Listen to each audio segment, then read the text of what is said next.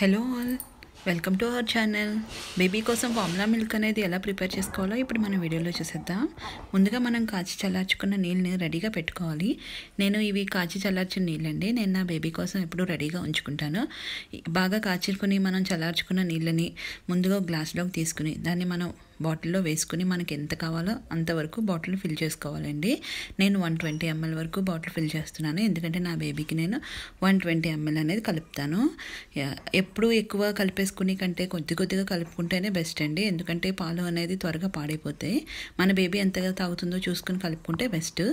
ఇప్పుడు పౌడర్ తీసుకుని ఒక స్కూప్ వేసుకోవాలండి. ఫుల్ స్పూన్ కాకుండా నేను వీడియోలో చూపించిన విధంగా ఈ విధంగా ఒక స్కూప్ వేసుకోవాలండి. తలకొట్టుకున్న స్పూన్ అన్నమాట, మనం తెలుగులో చెప్పాలంటే. అలాగా 120 mlకి 4 స్పూన్స్, అంటే 30 mlకి ఒక స్పూన్ అనమాట. 120 mlకి 4 స్పూన్స్ వేసుకుంటున్నాను. ఇప్పుడు బాటిల్లో పాలన్నీ మనం బాగా కలుపుకోవాలి.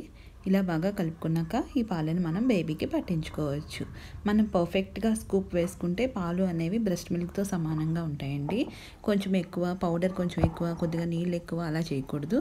పర్ఫెక్ట్గా కొలత అనేది మెయింటైన్ చేస్తే బేబీ హెల్తీగా ఉంటుంది. Thank you. వీడియో